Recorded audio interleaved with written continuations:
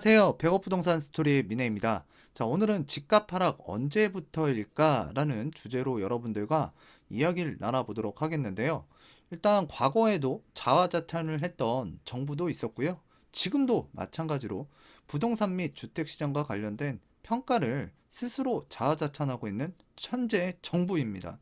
자, 그래서 우리가 이제 과거로부터 뭐 내용을 자세하게 살펴볼 수는 없지만 일단 역대 정부의 부동산 그 정책들을 한번 살펴보고 자 언제 어느 시점부터 하락을 했는지 한번 여러분들과 살펴보는 시간 갖도록 하겠습니다. 자 일단 김대중 정부 때부터 한번 살펴보게 되면 자 이때는 이제 부동산 완화 정책을 폈고요. 즉 주택을 취득하라는 신호가 가장 강했던 시기였다고 보시면 되는데 IMF 그래서 국제통화기금 그러니까 이제 우리가 경제 위기가 오면서 이제 부동산 완화 정책을 실시했다고 보면 되고요. 중소기업과 거대했던 그 태산과 같았던 대기업도 줄줄이 도산했던 그 시기, 그로 인한 대규모 실업 사태가 일어났고, 자, 환율과 금리가 폭등을 했습니다. 자, 그로 인해서 이제 투자 심리가 위축했던 시기였고, 자, 그와 더불어서 부동산 가격도 급락을 했기 때문에 완화 정책을 필 수밖에 없었습니다. 자, 그래서 이제 부동산 완화 정책 적극 시행을 했고, 자, 분양권 재당첨 제한 기간을 단축했고, 청약 자격 제한도 완화를 했습니다. 분양가 자율화, 양도세 한시적 면제, 취등록세 감면, 토지거래 허가제 및 신고제를 폐지했고요. 분양권 전매 허용 등 굵직한 규제 완화 대책을 펼쳤었습니다. 그 결과 2001년 이후에 부동산 시장은 불장이 되어버렸고요. 자, 그 IMF 이후 신규 주택 공급이 크게 줄어들어서 자, 시장의 공급은 줄어들었고 자 부동산 투자 심리는 일단 상승한 상황이었기 때문에 사실 이때 부동산 가격이 상승을 많이 했던 시기였다고 보셔도 됩니다. 자 이후 투기 시장으로 변해버리자 정부 규제가 강화 정책으로 전환이 됐습니다. 자 그래서 이제 국민임대주택 100만 호 건설 등 주택을 확대하는 정책, 투기과열지구 분양권 전매 강화 및 청약 요건을 강화를 했고요. 재건축 안전진단 강화 등의 억제 정책을 실시를 했습니다. 자, 그래서 여기서 살펴보게 되면 지금 김대중 정부 때 규제를 완화를 했고요. 자, 이렇게 이제 IMF 이후에 주택 가격이 뚝 떨어졌다가 자, 완화 정책을 피면서 주택 가격이 싹 올라가니까 이때 규제가 이제 들어온 거죠. 자, 그러고 나서부터 이제 노무현 정부로 이제 넘어오게 되는데 대표적으로 이제 규제를 가장 많이 했던 정부라고 보시면 될 것 같습니다. 자, 그래서 이제 그 이렇게 가격이 상승을 했기 때문에 자, 부동산 강화 정책으로 전환된 김대중 대통령 정부 시절이었고요. 자, 노무현 정부 강력한 규제 주택을 이제 펼쳤고, 즉 주택을 취득하지 말라는 신호를 가장 강하게 내보냈던 정부였다고 보시면 돼요. 자, 임기 동안 활화산처럼 타오른 자, 부동산은 폭등을 했고요. 자, 그래서 이제 규제가 가장 강력했던 시기였고 지금 현재 문재인 정권에서도 이 노무현 정권 때 실시했던 이 규제를 바탕으로 해서 순차적으로 여러 번의 대책이 나오면서 이런 것들이 지금 현재 적용이 되고 있습니다. 자, 우선 살펴보게 되면 분양권 전매 제한, 재당첨 제한, 수도권 투기과열지구 지정, 재건축, 조합원 지분 전매 제한. 자, 여기까지 보면은 지금 실시하고 있는 내용 거의 유사하죠. 자, 소형 60% 이제 소형주택 공급 의무화. 자, 그리고 이제 1주택 비과세 요건을 강화를 했고요. 3주택자 양도세 중과를 했습니다. 지금과도 굉장히 유사한 규제 정책이라고 보시면 되고요. 자, 종합부동산세 등을 도입했고, 투기지역 LTV, 그래서 주택담보대출 비율을 강화를 시켰습니다. 자, 그랬을 때 일단 옆에 그림을 보시게 되면 역대 정부 서울 아파트 25평형 아파트 값 상승률을 보게 되면 자 규제를 가장 강력하게 실시했던 이 노무현 정부 때 아파트 가격 상승률이 가장 높았었습니다. 자 그래서 지금 이 부동산 상승장을 얘기할 때 이 노무현 정권을 많이 이야기를 하고 있고요. 지금 또 문재인 정권에서 이 노무현 정권과 유사한 규제 정책을 펼치다 보니까 지금 그 과거의 그 상황을 재현하는 거 아니냐. 근데 그게 지금 시간이 지나서 현실이 되어가고 있는 상황이고요. 정말 올라도 너무 많이 올랐습니다. 자, 그랬을 때 지금 이 결과는 규제에도 불구하고 2006년도에 자, 부동산 가격이 폭등을 하게 됩니다. 자, 그래서 이제 규제를 많이 한 노무현 정부, 자, 2006년도를 기점으로 해서 가격이 또 한 차례 상승을 하게 됩니다. 자, 또다시 폭풍 규제 들어오게 되겠죠. 자, 실거래가 등기부 등재가 되고요. 분양가 상한제 지역을 확대를 했습니다. 자, 그리고 이제 종합 부동산세를 강화를 했고요. DTI 총 부채 상환 비율을 이제 도입했습니다. 자, 그리고 2주택자 양도세 중과까지 이제 들어가게 됐고요. 재건축 초과이익 환수제.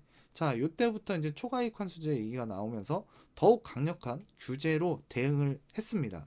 자, 이렇게 이제 규제를 강력하게 했지만 일단 부동산 가격은 폭등을 했고요. 그러고 나서 이 주요 부동산 정책과 이제 아파트 가격을 살펴보게 되면 규제가 나올 때마다 가격이 상승했던 시기였고, 자, 2007년도에 또 강력한 대책이 나옵니다. 즉 1월 11일 대책이라고 해서요. 그 이후에 이제 집값은 좀 하락세로 전환되긴 했습니다. 자, 그때 나왔던 이제 대책 중에 주요 내용으로 보게 되면 분양 원가를 공개했고요. 자, 그 다음에 이제 분양가 상한제를 도입하겠다. 자, 그 다음에 이제 청약 가점제를 도입하겠고, 자, 금융권 DTI 규제를 강화시켰다라고 보시면 돼요. 자, 그로 인해서 주택가격 상승세가 좀 눌렸다라고 보시면 될 것 같고요. 자, 그래서 이제 이 다음에 이 이명박 정부로 이제 넘어오게 됩니다. 그래서 이제 초기 재임 시에는 이 노무현 정부 때 많이 올라간 집값을 잡기 위해서 지금 좀 그 규제 강화 쪽으로 조금 이렇게 좀 이 정책을 펼쳤던 이명박 정부였는데요. 자, 수도권 100만 호, 지방은 50만 호 공급 정책을 또 펼쳤었고요. 자, 2008년 출범한 이후에 그동안 급등한 집값 잡으려고 보금자리 주택 수도권 100만 호, 지방 50만 호 공급 정책 정말 파격적이었고요. 자, 그리고 또 이제 그 반값 아파트 공급하겠다. 자, 그래서 이제 서울 인근에다가 뭐 이제 그린벨트도 풀고, 그리고 그쪽에다가 정말 저렴하게 주택을 공급한다고 해서 시장에 굉장히 큰 충격을 주었던 시기였다고 보시면 되고요. 자, 그런데 그 시기에 그 2008년도 9월 외환위기로 인해서 경기가 침체가 되게 됩니다. 자, 그로 인해서 부동산 시장도 이제 하락세로 이제 전환을 했다고 보시면 되는데, 자, 경기가 침체가 되다 보니까 부동산 시장도 덩달아서 당연히 소비 심리가 많이 죽을 수밖에 없겠죠. 자, 그래서 이제 외부적인 충격의 요인과 자, 그다음에 이제 내부적으로는 자, 저렴한 아파트를 많이 공급하겠다. 그것도 어디요? 수도권에다가 많이 하겠다. 그래서 집중적으로 이제 수도권에다가 이런 공급 계획이 세워지다 보니까 이제 시장에서 굉장히 이제 그 좀 안 좋게 받아들인 거죠. 굉장히 위험 신호로 받아들였던 시기였습니다. 자, 그런 그 이명박 정부에서 일단 외환 위기 이후에 자, 규제를 완화로 이제 방향을 선회하게 되는데요. 왜냐하면 주택 경기 자체가 좀 침체로 가다 보니까 경기를 살리기 위해서 좀 규제 완화 정책으로 이제 선회를 했습니다. 그래서 이명박 정부는 처음에는 규제를 하려고 했고 집값을 잡기 위해서요. 자, 그리고 또 이제 그 외환위기라는 이 외부적인 충격에 의해서 규제 완화로 이제 방향이 선회가 됐습니다. 자, 그래서 이제 서울의 강남 3구를 제외한 그 지역에서는 투기과열 및 투기 지역을 해제를 했고요. 자, 미분양 주택 해소를 위해 한시적으로 양도세 감면 정책도 펼쳤습니다. 자, 취득세를 감면해주고 분양권 전매 제한을 완화를 했고요. 다주택자 양도세 중과 배제 기간을 연장을 했습니다. 자, 그리고 매입 임대 사업자 세제 지원도 이 시기에 또 이루어졌고요. 자, 그래서 이명박 정부 자, 이 규제는 그래도 전반적으로 완화 정책을 폈었다라고 보시면 될 것 같고요. 자, 그랬을 때 이 2011년도를 기준으로 보게 되면 자, 아까 앞서서 말씀드렸다시피 자, 지방보다는 상대적으로 수도권에 공급이 많았던 시기였습니다. 자, 그래서 2011년도 뉴스를 보게 되면 자, 수도권, 지방, 집값이 양극화다. 그래서 수도권에 이 이명박 정부 시절에 이 집중 공급을 하다 보니까 또 반값 아파트 이야기도 많았었고요. 그런데 이제 아까 앞서서 봤다시피 이 외환이기 때문에 좀 무산된 측면도 분명히 있었고 또 정책이 변화된 상황도 있었는데요.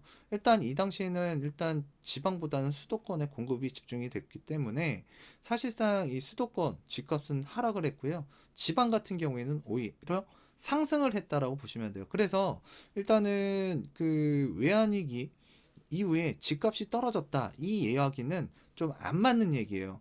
자, 요 보다시피 지방은 많이 올라갔잖아요. 자, 그래서 이 정책이 그 이명박 정권 시절에는 이 수도권의 주택 공급에 관한 사항, 이게 굉장히 민감했던 사항이라고 보시면 될 것 같습니다. 자, 그래서 이제 초기 재임 시에 자, 부동산 규제 완화를 했고, 말기 재임 시에 자, 전세난 해소를 위한 대책을 펼쳤던 이제 박근혜 정부로 넘어오게 됩니다. 자, 그래서 이제 부동산 규제 완화와 강화 정책을 이렇게 번갈아 가면서 또 썼던 예, 박근혜 정부라고 보시면 될 것 같고요. 자, 초기 재임 시에는 주택시장 거래 활성화를 위해 자, 규제 완화와 공급 억제 정책을 시행을 했습니다. 자, 임기 말에 부동산 시장이 과열되자 강력한 규제 정책을 내놓으면서 시장을 일시적으로 이제 얼어붙게끔 대책을 하나 냈는데 바로 2016년도 11.3 그러니까 11월 3일 대책이라고 이제 발표가 된 적이 있습니다. 자, 그래서 이제 시장에 예, 좀 충격을 주기 위해서 대책이 나왔었고, 자, 그래서 이제 박근혜 정부 이 정부의 특징을 살펴보게 되면 부동산 매매 자체는 침체, 그리고 이제 부동산 전세 시장은 상승을 한 예, 시기였다고 보시면 되는데요. 자, 부동산 정책은 대부분 매매에 초점이 맞춰진 게 아니라 이 지나치게 상승을 하고 있는 이 전세난을 해소하기 위한 대책이 이 중심을 이루었다라고 보시면 되고, 자, 그런 해결책, 솔루션을 내기 위해서 자, 이런 얘기까지 나왔어요. 빚내서 집사라는 말이 자, 이 당시에 나왔다라고 보시면 될 것 같아요. 자, 그래서 이제 전세난을 해소하기 위한 대책이 줄을 이루었던 박근혜 정부. 자, 그 이후에 이제 문재인 정부로 이제 넘어오게 됐는데요. 자, 문재인 정부 줄줄이 쏟아지는 강력한 규제 정책. 진짜 규제 정책이 나와도 너무 많이 나왔죠. 자, 대표적으로 일단 규제 정책, 예, 강력했던 걸 좀 살펴보게 되면 2017년도 파리 대책 나오고 나서 집값 올라갔습니다. 2018년도 9.13 대책 나오고 나서 또 올라갔죠. 2019년도 12, 16 대책 나오고 나서도 지금 현재 부동산은 아직까지도 상승을 하고 있습니다.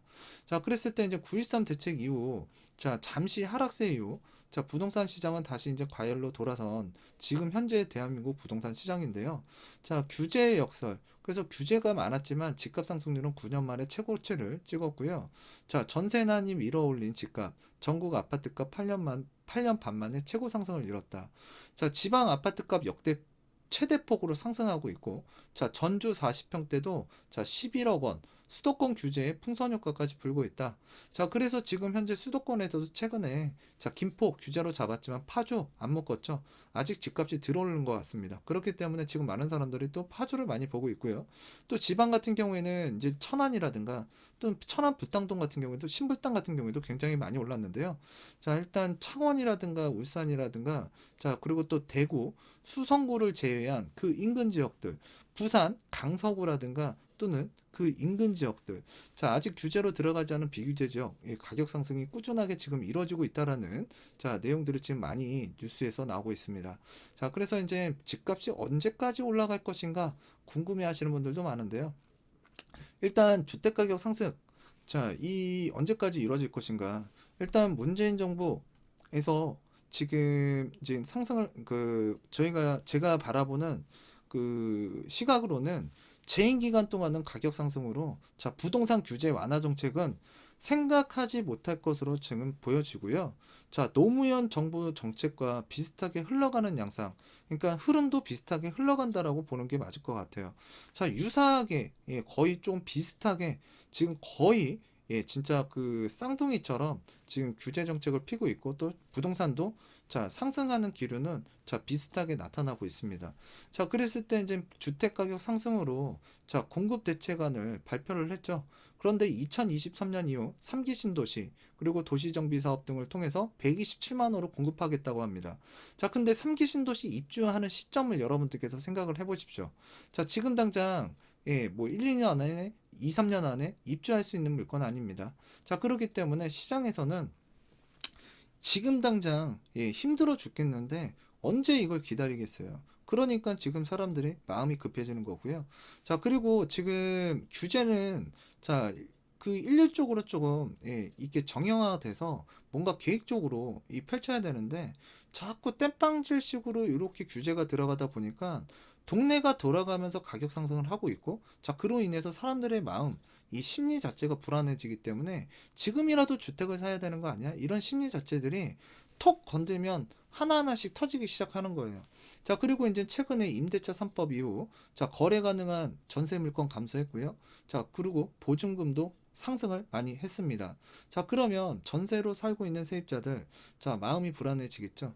그래서 이제 최근 전세난으로 2022년 전국 11만 4천 호 공공전세 주택 공급을 하겠다고 하고요. 그래서 이제 서민 중산층 주거 지원을 자, 이제 그 방안을 이제 가지고 시장에 이제 대응을 하겠다라는 건데, 사실 이 공급하는 주택들 뭐 뉴스를 많이 보셔서 아시겠지만 국민이 원하는 주택 유형이 아닙니다. 자, 그래서 지금 현재 뭐 유동성 문제다, 또는 1인 가구가 증가돼서 뭐 전세난이 일어나고 있다, 이런 이야기가 나오는데, 이건 정부에서 바라보는 시각이고, 사실상 시장에서 지금 원하는 거는 3인 가구, 4인 가구가 거주할, 그리고 사람들이 원하는 아파트라는 게 부족하기 때문에 지금 문제가 되고 있는 거거든요. 그래서 지금 원인 파악을 제대로 못하고 있고, 해결 솔루션을 지금 엉뚱한 데서 지금 풀어내고 있기 때문에 시장에서는 좀 답답함을 자, 가질 수밖에 없는 상황이라고 보시면 될 것 같아요. 그 답답함을 어디론가 풀어내야 되는데, 그게 지금 수도권이라든가 또는 이 비규제 지역을 중심으로 해서 이 주택을 지금 매입하고자 하는 사람들이 늘어나는 거예요. 자, 그래서 이제 서울 외곽이라든가 수도권 비규제 지역 중심, 자, 20대, 30대는 물론, 자, 패닉 바잉 풍선 효과가 발생되고 있다. 왜? 서울의 전세 가격이 올라가고 물건이 없다 보니까 이참에 내가 주택을 취득하고자 하시는 분들이 많은 거예요. 대신에 지역을 하향 그레이드를 하거나, 또는 지금 비규제 지역 같은 경우에는 규제 지역에 비해서 내 자금이 조금 더 들어가고, 일단은 대출을 조금 더 받아서 내 집 마련이 가능하기 때문에 시장이 그쪽으로 쏠릴 수밖에 없는 겁니다. 자, 그래서 이제 지금 이 공급은 많이 하겠다고 하지만 이 공급이 상당히 시간이 흐른 뒤에 입주가 가능하다라는 게 저는 문제점인 것 같고요. 자, 이런 식으로 계속 규제만 주구장창 하다 보면은 사실상 이 시장에서 이 주택을 공급하는 사람들 입장에서는, 자, 분양가 상한제로 가격 후려치고요. 재개발 재건축 규제 강화로 치가는 지연되고, 치간 지연은 사업비가 또 상승이 될 수가 있습니다. 자, 그거는 다 시장이 누군가는 누군가에게는 전가가 될 거고요. 자, 그랬을 때 이제 공공임대 물량 또 증가를 또 외치고 있죠. 자, 이러한 사업성 악화로 이 변질될 수밖에 없는 상황에서, 자, 이번 정부에서는 공급이 자, 제대로 되기는 굉장히 어려울 것 같습니다.